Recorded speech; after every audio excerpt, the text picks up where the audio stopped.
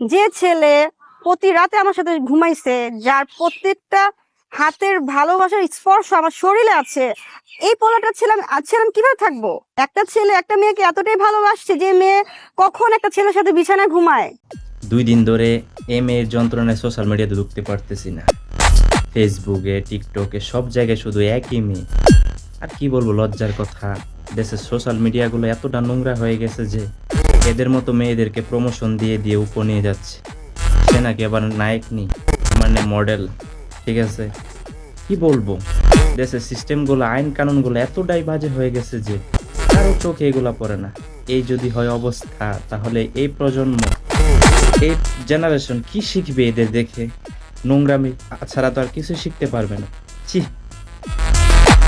আমার সামনে যদি ওকে পাইতাম, এমন জুতা দিয়ে পিটাইতাম, জীবন ভর ইয়াদ রাখতো।